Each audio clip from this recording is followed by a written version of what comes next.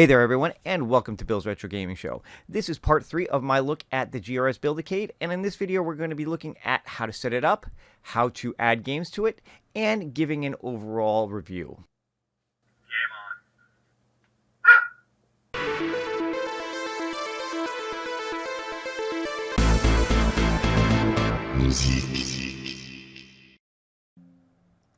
So like I said, this is part 3 of my look at the GRS Build-a-Cade, and if you've been following along, you know that I've done an unboxing video and how to build. Well, now that we have the unit built, it's time to set it up. And one of the things that it comes with is a 32GB micro SD card. Now what you're going to want to do is you're going to want to put that micro SD card into the back of the Build-a-Cade. There is a little slot for it. You can see it right above the mini speakers there. And you're basically just going to push that in until it clicks into place. With the SD card in place, it's time to power on the Build-a-Cade.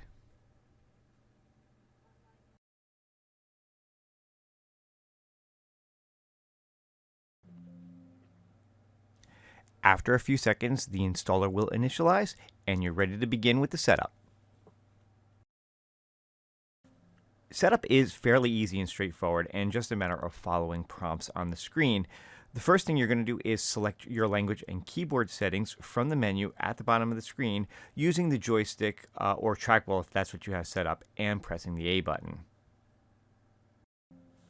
Next, you'll want to set up Wi-Fi by choosing your Wi-Fi network and entering your password. Now you can use an on-screen keyboard or plug in a USB keyboard. I found it was easier to plug in a USB keyboard into the back of the Build-a-Cade and do it that way.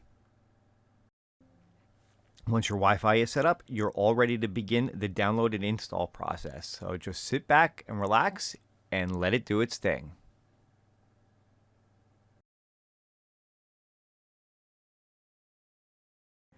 Now once the install is done, the system will reboot and launch Emulation Station.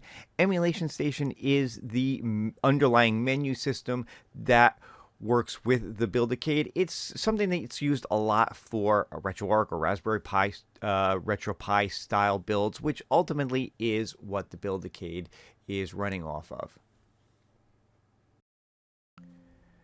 Now, before you dive in and start playing, there are just a few final configuration steps you want to take. You want to go to Options and scroll down to Raspi Config and press A.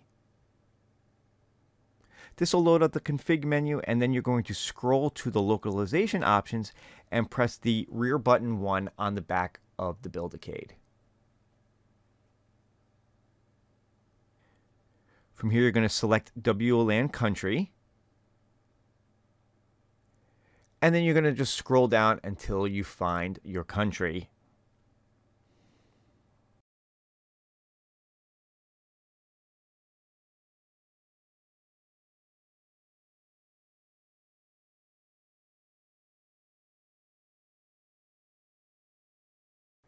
Close the confirmation window with Enter, and then press rear button 2 on the back of the Build-a-Cade. And now you're ready to go. Let's start off by taking a quick look at the game that comes with the system, The Adventures of Robby Roto.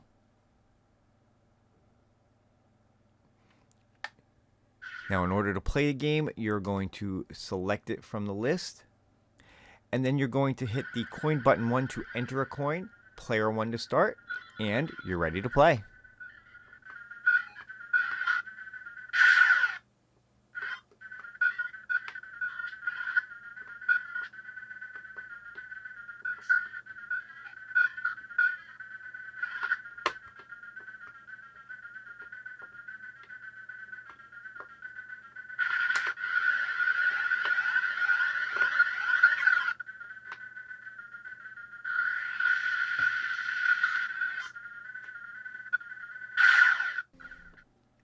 So having one game is nice, but let's say you want to add more to your Build-a-Cade. Assuming you have the ROMs for it, and I'm not going to tell you where you can get those because this video is for educational purposes only, here's how you would go about doing it. So making sure that your Build-a-Cade is turned on and connected to Wi-Fi, open up Explorer on your PC, go to the address bar and type in //RetroPie. Now, the first time you do this, you'll probably be prompted to put in your username and password for your local network. Now, once you do that, you'll have access to the file system on the Build-A-Cade. You're going to go to the folder marked ROMs and click that to open it. And then go to the one for Arcade. And this is where you'll store all the ROMs for the games you want to play on your Build-A-Cade.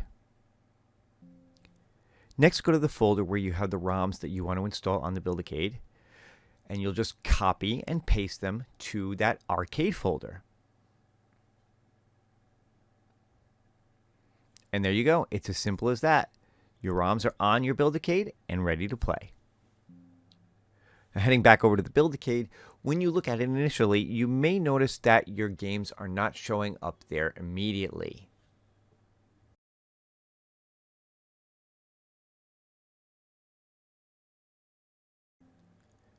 So what you'll want to do is press the Player 1 button to bring up the main menu screen and scroll down to Quit.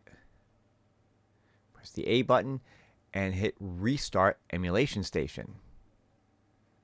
Hit OK, and that will reboot Emulation Station, and that should refresh your games list. And now when you go back in, you will see that the games you just copied over are there and ready to play. Let's check one out.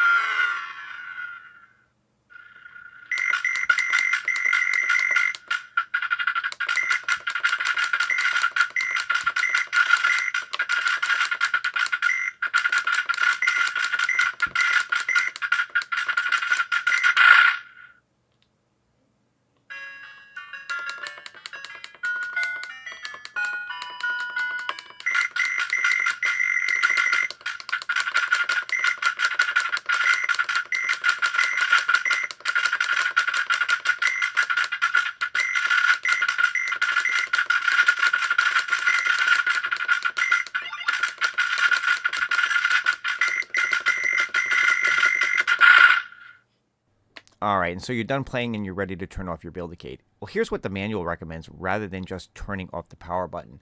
You're going to press that Player 1 button again to get to the main menu, and you're going to scroll down to Quit. From there, you'll scroll down to where it says Shut Down System, press the A button, and then select Yes. Now, looking at the back of the Build-A-Cade, you're going to see a green LED flashing behind the vents there. Wait for it to stop flashing, and then it is safe to power off the Build-A-Cade.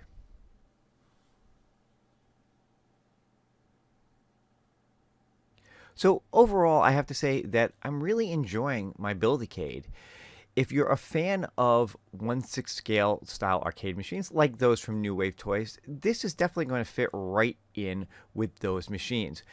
The nice thing about this is, first of all, being a kit, it was a lot of fun to build and put together. Secondly, it kind of fulfills a niche that none of these others do in the fact that this is a multi-cade and not a machine designed to mimic one particular arcade machine. So you can set this up any way you want, whether it's single button games, multi-button games, trackball games, spinner games. You want to have one game on it, you want to have 100 games on it. It's completely up to you. And of course, beyond that, being that this is STEM certified, this can be used by schools and science programs to put together, program, make their own games and get them up and running on this as a fun project. So if you've ever wanted to have your own mini arcade machine, you certainly can't go wrong with this one. Now, another nice feature about this is the fact that it does have HDMI out and USB ports. So you could even plug this into a TV or monitor, plug in a gamepad or arcade stick, and play your favorite games on a bigger screen using this like a little mini console, basically. So that is definitely something else that you can do with this. So overall, I think the GRS Build-a-Cade is a great fun project. It is a really neat thing to have in your home if you're a collector of these miniature arcades, or like I said, even if you wanted to have a neat looking housing for a home console that you could just plug into your TV with an external controller and play it that way. For the price, you certainly can't beat it. $99 for the kit. Get yourself a Raspberry Pi to go with it. Go ahead and build it, and I hope you have fun with it. That's going to do it for this video. I hope you guys enjoyed it. Be sure to check out my others if you missed the unboxing and the how to build. And I will see you guys on the next one. Have a great day.